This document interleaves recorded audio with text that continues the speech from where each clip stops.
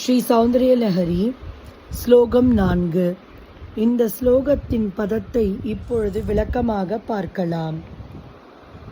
பாத கமலங்களின் நிகரற்ற சக்தி, சகல பய நிவிருத்தி, ரோக நிவிருத்தி, லோகானாம் ஷரண்யே, உலகிற்கு புகலிடமே, த்வதன்ய, உனக்கு வேறான, தெய்வதகனஹ, தேவர் கூட்டங்கள், பாணிப்யாம், கைகளால், அபயவரத, அபயத்தையும் வரத்தையும் அளிப்பதாக காட்டுகிறவர்கள், த்வமேகா, நீ ஒருத்தி மட்டும், பிரகடித வராபீதி அபிநயா, அபிநயத்தால் வரத்தையும் அபயத்தையும் பிரகடனம் செய்பவளாக,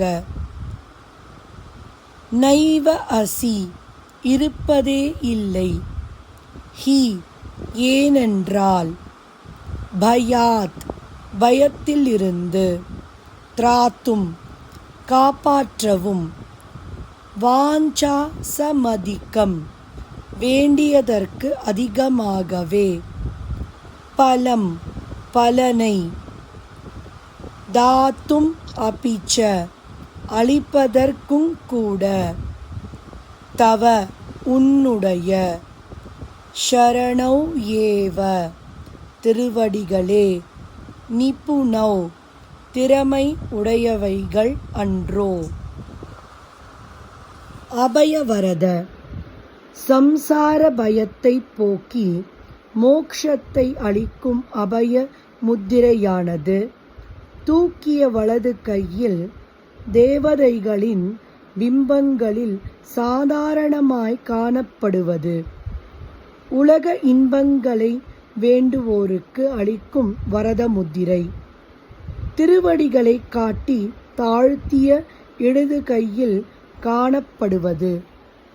ஆனால் திரிபுர சுந்தரி தனது கரங்களில் பாசம், அங்குஷம், புஷ்பபானம், கரும்பு வில்லும் ஆகியவற்றை தரிப்பதால் அபயவரத சக்திகள் அந்த வடிவில் அம்பாளுடைய கைகளால் பிரகடனப்படுத்தப்படாமல் பாதங்களில் அடங்கி இருப்பதாக தியானிக்கப்படுகிறது.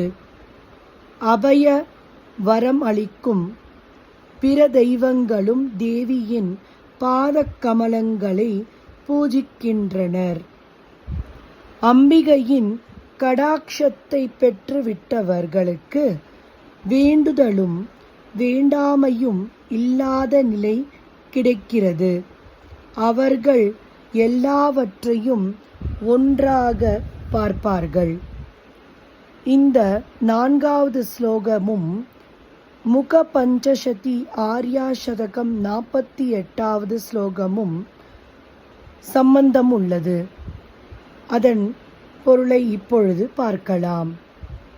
சிவ சிவ பஷ்யந்தி சமம் ஸ்ரீ காமாக்ஷி கடாக்ஷிதா புருஷः விபினம் பவன மித்ரம் மித்ரம் லோஷ்டஞ்ச யுவதி பிம்போஷ்டம்.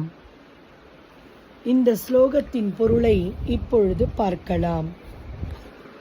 ஸ்ரீ காமாட்சியின் அருளை பெற்றவர்கள் மாட மாளிகை, கூட கோபுரம், காட்டில் குடிசை எல்லாவற்றையும் சமமாக பார்ப்பார்கள்.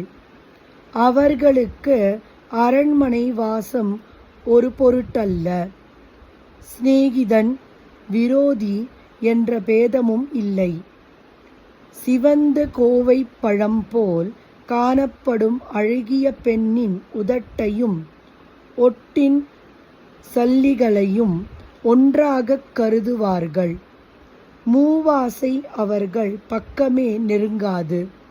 சிவசிவ, இது என்ன ஆச்சரியம் என்கிறார். ஓம் ஸ்ரீ மாத்ரே நமஹ. ஓம் ஸ்ரீ லலிதாம்பிகாயை நமஹ.